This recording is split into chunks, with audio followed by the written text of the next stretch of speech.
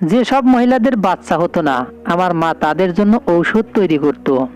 কিন্তু যে ঘরে সে মহিলাদেরকে নিয়ে যেত, সেই ঘরে একমাত্র আমার মা আর তার চাকরানি ছাড়া আর কেউ যেতে পারতো না। কিন্তু আমার যখন বিয়ে হলো, তখন কোনো বাচ্চা হলো না। আমি বললাম, মা, আমার জন্য ঔষধ তৈরি করে দাও। মা খুব কঠিনভাবে বারণ করে দিল।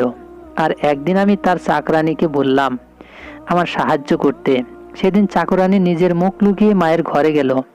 মা তাকে জিজ্ঞাসা করলো যে তুমি মুখ চাপা দিয়েছো কেন? সে বলতে লাগলো যে আমার মুখ খারাপ হয়ে গেছে। তারপরের দিন সেই চাকরের জায়গায় আমি মায়ের সেই ঘরে গেলাম। আর এরপর যে ঘটনাটা আমি দেখলাম, সেটা দেখে প্রায় আমার প্রাণ বেরিয়ে যাওয়ার মতো অবস্থা হলো।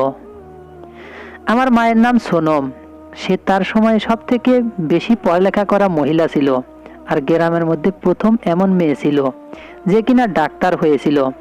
কিন্তু তার পড়াশোনা পুরো হয়নি, কারণ তার বাবা এই দুনিয়া থেকে চলে গিয়েছিল। এরপরে আমার মা না বাচ্চা হওয়া মহিলাদের চিকিৎসা করতে লাগলো। আর এভাবেই একদিন তার বিয়ে আমার বাবার সাথে হলো। আর তারপরে আমি এই দুনিয়াতে এলাম। আর এখন আমার বিয়ের বয়স হয়েছে। আমার মা ঘরের মধ্যেই মহিলাদের চিকিৎসা করত। আর যে মহিলারই চিকিৎসা করত, তার বাড়িতে বাচ্চা নিশ্চিতভাবেই হতো। মা পড়ালেখা করা মহিলা ছিল, কিন্তু একটা ঘটনা খুব অদ্ভুত লাগতো। আর তা হলো, কেন একটা আলাদা করে ঘর বানিয়ে রেখেছিল মা, যেখানে সেই সব মহিলাদের চিকিৎসা করত। আমার 17 বছর বয়স হয়ে গিয়েছিল, কিন্তু তখনও পর্যন্ত আমি ওই ঘরটা খুলে দেখিনি যে ভিতরে কি আছে। ওখানে শুধুমাত্র আমার মা আর তার চাকরানি যেতে পারত। তার বয়স আমার মায়ের মতোই ছিল। সে আমার মায়ের সুখ দুঃখের সাথে ছিল। আমার মা বিয়ের আগে থেকেই তাকে জানতো। আর এখন তো তারা দুজনে একে অপরের খুব প্রিয় বন্ধু হয়ে গিয়েছিল। কিন্তু একটা ঘটনা অদ্ভুত ছিল। সেটা হলো যে মাঝে মধ্যেই তার সেই ঘর থেকে চেঁচানোর আওয়াজ আসতো। আওয়াজ শুনে যেন মনে হতো কোনো মহিলার সন্তান জন্ম নিচ্ছে সেই সময়। কিন্তু এখানে তো মহিলার কোনো সন্তান জন্ম হতো না, তাহলে চেঁচানোর আওয়াজ কেন আসতো? আমি ঘরে যাওয়ার অনেক চেষ্টাও করেছিলাম, কিন্তু মা কখনো আমাকে ভেতরে নিয়ে যায়নি। আর আমার বাবাকেও নিয়ে যেত না ঘরে। আমার বাবার মুখ তো আমার মা টাকা দিয়ে বন্ধ করে রেখেছিল, কেননা আমাদের ঘরে অনেক টাকা আসতো। মা একটা পেশেন্টকে দেখতো আর কয়েক হাজার টাকা নিত। আর যখন তারা জানতে পারতো যে তাদের সমস্যার সমাধান হয়ে গেছে, তখন তারা মিষ্টি, কাপড় সব কিছু নিয়ে আসতো আমাদের জন্য। ঘরে তো প্রতি সপ্তাহে এরকম জিনিসপত্র আসতেই থাকতো। মিষ্টি খেয়ে খেয়ে আমার ওজন বেড়ে গিয়েছিল। বাবা বলতো যে ওর বিয়ে দেবে কি করে, এত ভারী শরীর হয়ে গেছে, ওকে তো কেউ বিয়েই করবে না। বাবা এই কথাটা মজা করে বলতো। আমারও বিয়ের খুব ইচ্ছা ছিল। আমি বলতাম যে এটা তো ভালো, আমার বিয়ে করিয়ে দাও, হ্যাঁ আমাকে বিয়ে দিয়ে দাও। ব্যাস, আমার মাথাটা সঙ্গে সঙ্গে বিয়ের দিকে ঘুরে গিয়েছিল। মা একটা ভালো সম্বন্ধ দেখে আমার বিয়ে দিয়ে দিল। আমার বর ভালো তো ছিল, কিন্তু আমার মা বাবাকে নিয়ে খুব মজা করত। খুব ভালো জীবন কাটাচ্ছিল। কখনো কখনো বাবার বাড়ি আসতাম, তখন বাড়ির সবার সাথে দেখা সাক্ষাৎ হয়ে যেত। আমার মায়ের যে চাকর, সে সারা জীবন মায়ের সাথেই কাটিয়ে দিল। নিজের 4টে মেয়ের বিয়েও সেই এই চাকরি পয়সাতেই দিয়েছিল, আর নিজের বাড়িও বানিয়ে নিয়েছিল। কিন্তু আমি জানি না যে তারা কি এমন চিকিৎসা করত। আমার মা একটা বড় মেশিন কিনে এনেছিল, অনেক দামি মনে হচ্ছিল। এটা মায়ের ঘরের বাইরে পড়েছিল, কেননা ওটাকে ভেতরে নিয়ে যাওয়ার জন্য অনেক লোকের প্রয়োজন ছিল। আমি মাকে জিজ্ঞাসা করলাম যে এটা কি। মা বলেছিল যে এটা মেডিকেলের ডাক্তারদের একটা বড় মেশিন। আমি জিজ্ঞাসা করলাম যে তুমি এই মেশিন দিয়ে কি করবে? তুমি তো চিকিৎসা করো, অপারেশন তো করো না। কিন্তু মা বলল যে এই মেশিনটা আমার ভীষণ দরকার, আর আমাদের কাজটাও আরো দ্বিগুণ হারে ভালোভাবে হতে পারবে এই মেশিনের জন্য। আমি বললাম যে তুমি এত পয়সা রোজগার করে কি করবে? অনেক তো করলে মা, এবার তুমি একটু আরাম করো। মা বলতে লাগলো, পয়সা ছাড়া জীবন কি হয়? পয়সা তো এমন জিনিস যেটা প্রতিদিন প্রয়োজন হয়। আমার শ্বশুর বাড়িতে আমার ননদের জায়ের বাচ্চা হচ্ছিল না। সেই ব্যাপারে যখন আমি জানতে পারলাম, আমি বললাম যে আমার মা সারা দুনিয়া চিকিৎসা করে বেড়াচ্ছে, তোমারও করে দেবে। কিন্তু চিকিৎসা খুব দামি, চিকিৎসায় অনেক খরচ হয়। আমাদের থেকে তো পয়সা নিও না, আমরা তো তোমাদের আর শ্বশুর বাড়ির আত্মীয় হই। আমরা তো তোমাদের সম্পর্কে কেউ হই, যখন কিনা সে আমাদের কেউ ছিল না। সে তো ছিল দূর সম্পর্কের, আমার ননদের চা ছিল।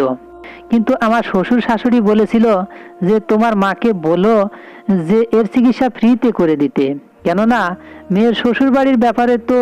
আর এখন ব্যাপারটা আমার শ্বশুর বাড়িরই হয়ে গিয়েছিল, কারণ এই প্রথমবার আমার শাশুড়ি আমাকে কোনো কথা বলেছিল বা আমাকে কোনো কাজ করতে বলেছিল। আমি যখন মাকে বললাম, তখন মা বলল যে তুমি কি পাগল হয়ে গেছো? জানো কত পয়সা লাগে এই চিকিৎসার?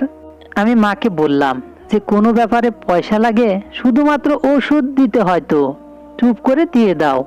এটা তো আমার মান ইজ্জতের প্রশ্ন। এখানে মা অদ্ভুত একটা কথা বলল। মা আমাকে বলল, এভাবেও কিন্তু তোমার ইজ্জত খারাপ হতে পারে। আমি বললাম, তার মানে? কেন খারাপ হবে মান ইজ্জত? মা বলল, যদি তার চিকিৎসা করি আর তার যদি কোনো লাভ না হয় তখন? আমি বললাম, মা, যার যার এখন পর্যন্ত চিকিৎসা করেছো তারা প্রত্যেকেই তো লাভ পেয়েছে, তাহলে আমার শ্বশুরবাড়ির আত্মীয়র কেন লাভ হবে না? আমি অনেক কষ্ট করে মাকে রাজি করালাম। আমার বাবাও বলল যে মেয়ের শ্বশুরবাড়ির ব্যাপার। আমার মা আমাকে বকলো আর এটাও বলল, আর কখনো আমার সাথে এই ব্যাপারে কথা বলতে যেও না। যদি তুমি নিজের পেশেন্ট নিয়ে আমার কাছে চিকিৎসার জন্য আসতে থাকো তো আমি একদম চিকিৎসা করব না। আমি বললে আমায় মা বকলো। বাবা যখন বলল, মা রাজি হয়ে গেল চিকিৎসা করতে। আমি বাবাকে বললাম, মা তো আমার কোনো পরোয়াই করে না। বাবা বলল যে রাত দিন লোকের চিকিৎসা করে করে পাগল হয়ে গেছে, সব সময় ওই ঘরেই ঢুকে থাকে। আমি জিজ্ঞাসা করলাম যে তুমি কি কখনো ওই ঘরে গেছো? বাবা তখন বলতে লাগলো, যখন ওই ঘরটা তৈরি হচ্ছিল তখন আমি গিয়েছিলাম, তারপর থেকে আর যাইনি।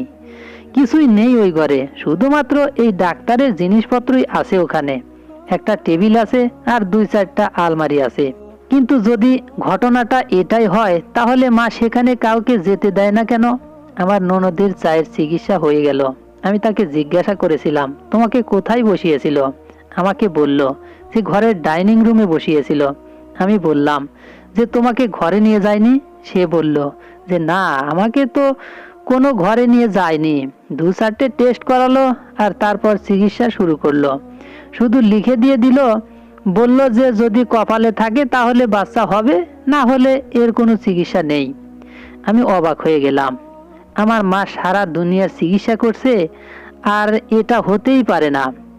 আমার মা পুরো দুনিয়াকে বলে বেরিয়েছে যে এই চিকিৎসায় এটা হতেই পারে না যে বাচ্চা হবে না। তবে তো লোকেরা আসে লাখ লাখ টাকা খরচ করে। এখন যখন মা পয়সা পাচ্ছে না, তার মানে এই যে পয়সা পায়নি বলে মন থেকে তার চিকিৎসা করেনি। আমার মা তো খুব লোভী হয়ে গেছে। তারপর আমি ভাবলাম যে দেখা যাক, হতে পারে যে বাচ্চা হয়ে যাবে, হতেই পারে। আমার মা ননদের চায়ের চিকিৎসা করলো, কিন্তু তার কোনো লাভই হলো না। সে বলল এমনি নিজের মায়ের সব সময় প্রশংসা করতে। আমি তো কোনো লাভ পেলাম না। কিন্তু তোমার মা খুব ভালো মানুষ, উনি বলেছেন যে যখন ভগবান চাইবে তখনই বাচ্চা হবে। আজকাল তো এরকমই অবস্থা, 1 মাস যদি বাচ্চা না হয়েছে তো নানা রকম কথা বলা শুরু করে দেয় লোকেরা। আমিও চিন্তায় পড়ে গেলাম, কেননা বিয়ে হয়েছে আমারও 7 মাস হয়ে গেছে। আর আমার সেই শ্বশুরবাড়ির আত্মীয় আমাকে বলল যে তোমার মা তো তোমার চিকিৎসা করতে পারে বা তুমি তার থেকে পরামর্শ নিতে পারো। উনি বললেন যে দেরি করো না, তোমার আবার আমার মতো অবস্থা না হয়, কেননা তারপর কিন্তু আর এই বাড়ির লোকেরা তোমাকে আর ক্ষমা করবে না। আমি তো এই বাড়িরই সদস্য, তারপরেও আমার পেছনে কত কথা তারা বলতো। আর তুমি তো পরের বাড়ির মেয়ে, তাহলে তোমাকে নিয়ে জানি তোমার শাশুড়ি কি কি বলবে, কি করবে। আমি এরপর খুব বেশি চিন্তায় পড়ে গেলাম, কেননা এখনো তো এত দেরি হয়নি এমন কিছু। এখন থেকেই আমার শাশুড়ি বেশ কিছু কথা বলতে লাগলো। সে বলতে লাগলো, এতক্ষণে তো এই বাড়িতে খুশির খবর চলে আসার কথা, ভগবানই ভালো করুক। ননদের যা তো তার 4 বছর ধরে চিকিৎসা করালো, কিন্তু কিছুই হলো না। আমার তো মাত্র 7 মাস হয়েছে, দেখা যাক না কি হয়। আমি এদের সবার কথায় আর আচরণে ব্যবহারে ভীষণ চিন্তায় পড়ে গেলাম। আমি আমার বর আর শাশুড়িকে না বলেই ডাক্তারের কাছে চলে গেলাম আর চেক আপ করালাম।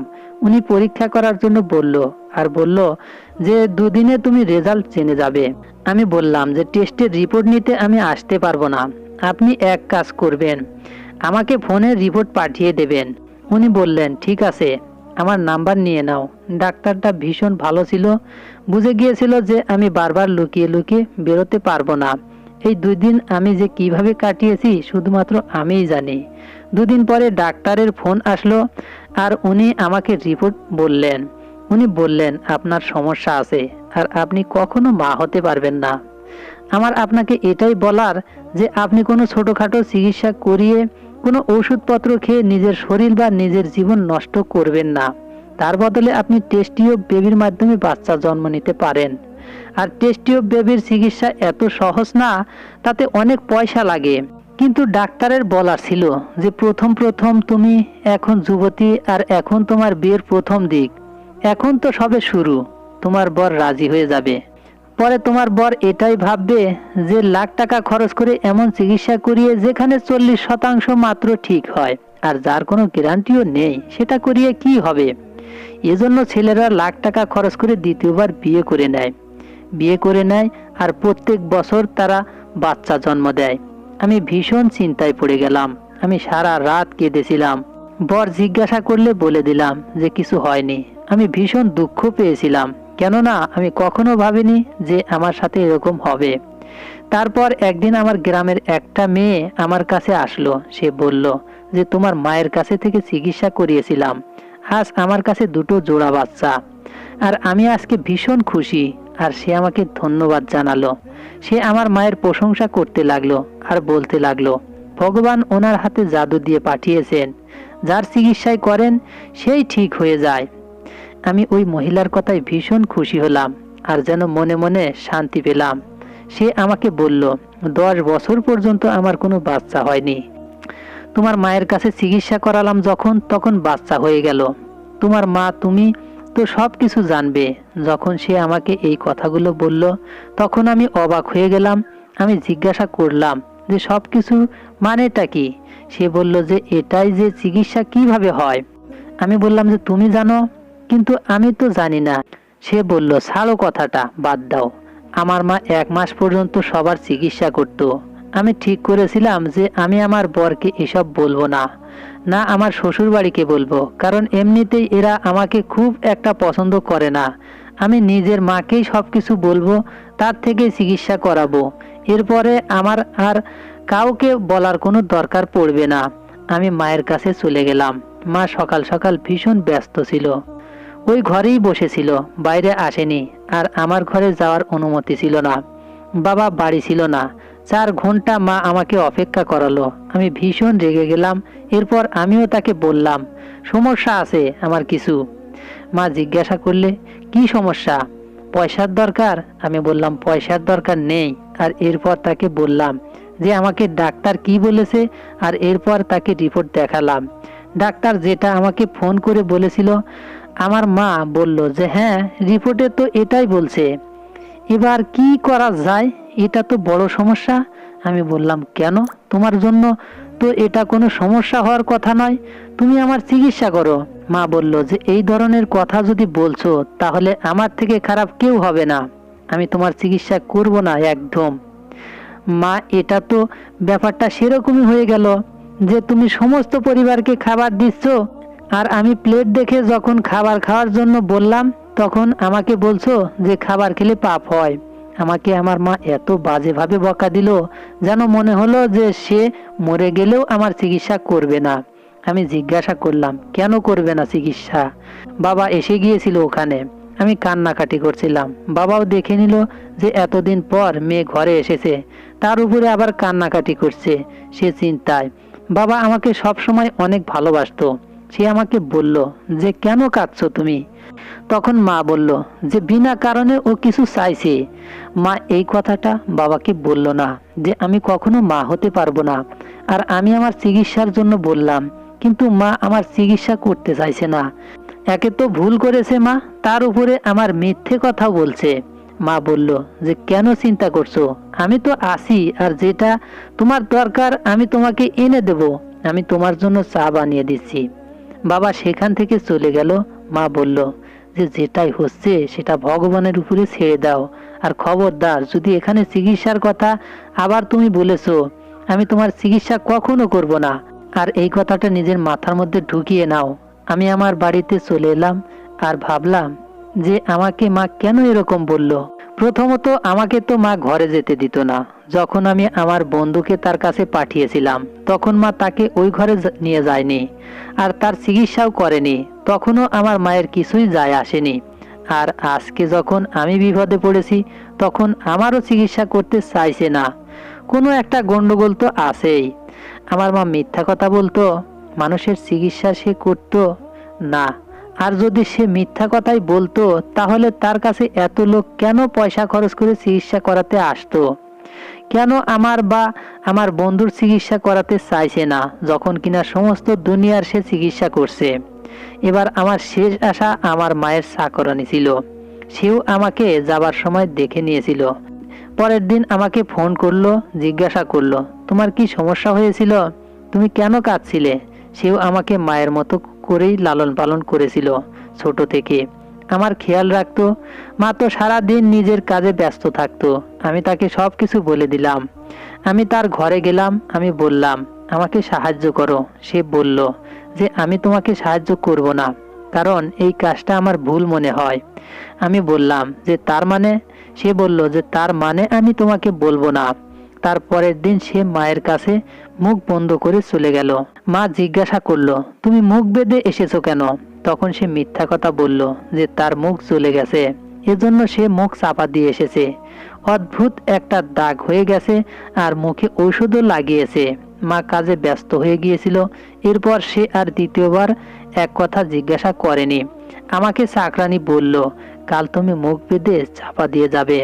আমি মুখ চাপা দেওয়ার কারণ প্রথমেই বলে দিয়েছি, এজন্য তোমাকে সে কিছুই জিজ্ঞাসা করবে না। আমি বললাম যে আমার খুব ভয় লাগছে, কিন্তু সে আমাকে সব কিছু বলল। তোমাকে এই করতে হবে আর তোমাকে গিয়ে দাঁড়িয়ে থাকতে হবে। কোনো প্রশ্ন জিজ্ঞাসা করলে মাথা নাড়িয়ে জবাব দিয়ে দিও। কাল এমনিতেও সেরকম কাজ কিছু নেই, একটাই রোগী আছে, তারই অ্যাপয়েন্টমেন্টে আছে। তো তুমি নিজেই সব জানতে পেরে যাবে। শোনো, তুমি সবকিছু প্রশ্নের উত্তর পেয়ে যাবে। আর তোমার মা যখন সবকিছু জানতে পেরে যাবে তাকে বলে দিও যে আমি চিরজীবনের জন্য এই কাজ ছেড়ে চলে যাচ্ছি। আর আমার এই কাজ করার কোনো প্রয়োজন নেই। এই কাজে অনেক পয়সা রোজগার করা যায়, কিন্তু অনেক সমস্যাও হয়। আমি মুখ বেঁধে চাপা দিয়ে পরের দিন চলে গেলাম। মা কোনো কথা জিজ্ঞাসা করলো না। ঘরটাকে ভেতর থেকে দেখলাম পুরো অপারেশন থিয়েটারের মতো পরিবেশ ছিল। বড় বড় মেশিন পড়েছিল। যখন কিনা বাবা বলেছিল যে একটা বিছানা আর কয়েকটা আলমারি আছে ওখানে, একটা মহিলা আসলো। সে বলল যে তার আমার সাথে দরকার আছে। মা বলল তুমি ওর রিপোর্টটা দেখে নাও। আমি যখন তার রিপোর্ট পড়লাম তখন ওই একটা কথাই লেখা ছিল যে সে কখনো মা হতে পারবে না। আর তাকেও বলা হয়েছিল যে সে যেন টেস্ট টিউব বেবির মাধ্যমে বাচ্চা জন্ম দেয়। এই সমস্ত কথাই লেখা ছিল। তাহলে কি মা এই সমস্ত কাজ করত? কিন্তু কিভাবে করে মা? মা তো ডাক্তার না। মা সেই মহিলাকে জিজ্ঞাসা করলো তুমি কি নিজের ইচ্ছায় সমস্ত করতে চাও? সে বলল আমি আর ঘরের কারোর টিটকারি শুনতে পারবো না, কারোর অপমান শুনতে পারবো না। আমি জানি যে এই বাচ্চাটা আমার বরের নয়, অন্য লোকের। কারণ আমি যখন মা হয়ে যাব, যখন বাচ্চা হয়ে যাবে, সবাই এটাই ভাববে যে এটা আমার বরের বাচ্চা। আমি যে বাজা, এটা শুনে শুনে আমি পাগল হয়ে গিয়েছি। আমি নিজের মুখে হাত চাপা দিলাম ভয়ে। এর মানে মা টেস্ট টিউব বেবির কাজ করে? তার মানে এই চিকিৎসা চলতো এতদিন ধরে, এই বাচ্চাগুলো তাদের বরের নয়, অন্য কোনো লোকের। এজন্যই মা এত বড় বড় দামি দামি মেশিন আনিয়েছিল। আর অবাক হওয়ার মতো ব্যাপার হলো মহিলারা নিজেরা নিজেরা এই কাজের জন্য রাজিও হয়ে যেত। এই গ্রামটা একটা ছোট্ট গ্রাম। এখানকার গ্রামের লোকদের মধ্যে এত বুদ্ধি কোথায়? এজন্যই তারা রাজি হয়ে যায়। অথবা বাজা, এই কথাটা শোনার ভয়ে যে মহিলারা বাজা, এর জন্য তাদের উপর যে অত্যাচার করা হয়, যে কথা শোনানো হয়, তাই তারা এই কাজ করতে রাজি হয়ে যায়। তখন সেই মহিলা চলে গেল। আমি নিজের মুখ খুললাম আর আমার মা চমকে উঠল আর বিরক্ত হয়ে গেল, রেগে গেল। এই জন্যই আমার মা আমার চিকিৎসা করতে চাইছিল না। কেননা সে চাইতো না যে আমি আমার বরের ছাড়া অন্য কারোর বাচ্চাকে জন্ম দিই, যাকে আমি জানি না পর্যন্ত। মা যেটা করছিল, আমি যেটা করছি, এটাকে ভুল ভেব না। কেননা এরা বাচ্চা, আর এই বাচ্চাগুলোর এই দুনিয়ায় আসার অধিকার আছে। আমি যদি ভুল কাজ দিয়ে কোনো মহিলার জীবনে খুশি আনছি, লোকেরা তাকে বাজা বলা বন্ধ করে দিচ্ছে, এর থেকে ভালো কথা আর কি হতে পারে?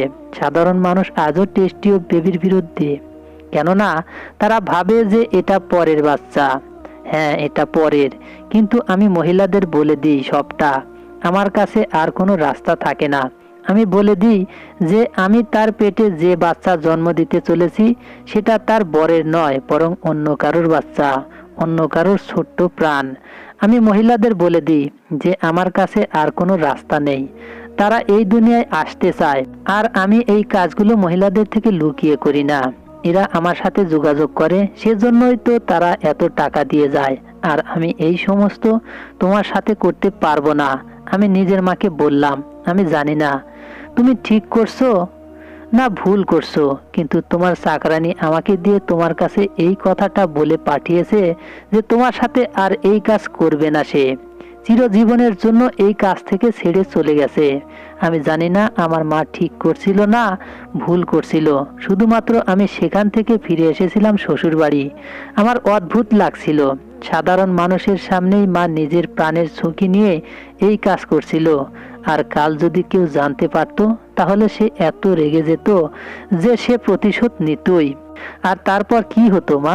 কিন্তু মা 1 বছর পরে সেই কাজটা ছেড়ে দিয়েছিল। মনে হয় তার চাকরানি চলে যাওয়ার পর একা একা সে সেই কাজ করতে পারছিল না, সেই জন্যই সে ব্যাপারটাকে ছেড়ে দিয়েছিল। যে কাজ সে ছেড়ে দিয়েছিল, আমি এই কথাটা কাউকে বলিনি, এমনকি বাবাকেও না। আমি আমার বরকে বলে দিয়েছিলাম যে আমি কখনো মা হতে পারবো না। সেটা শুনে সে চুপ করে গিয়েছিল। সে বলল, ঠিক আছে, যা হবে দেখা যাবে। এরপর 4 বছর হয়ে গিয়েছিল। আমার এখানে এখনো বাচ্চা হয়নি, কিন্তু ভগবানের কাছে, ঈশ্বরের কাছে প্রার্থনা করি। কারণ ঈশ্বরের কাছে প্রার্থনা করলে তা কখনো ফেরত আসে না। ঈশ্বর কাউকে ফিরিয়ে দেয় না। একদিন না একদিন তিনি আমার কথা নিশ্চয় শুনবেন। ওনার আশীর্বাদে আমি একদিন ঠিক হব। বন্ধুরা, আমাদের এই গল্পটি যদি ভালো লেগে থাকে, লাইক, কমেন্ট, শেয়ার ও সাবস্ক্রাইব করে আমাদের পাশেই থাকবেন। ধন্যবাদ সবাইকে, ভালো থাকবেন।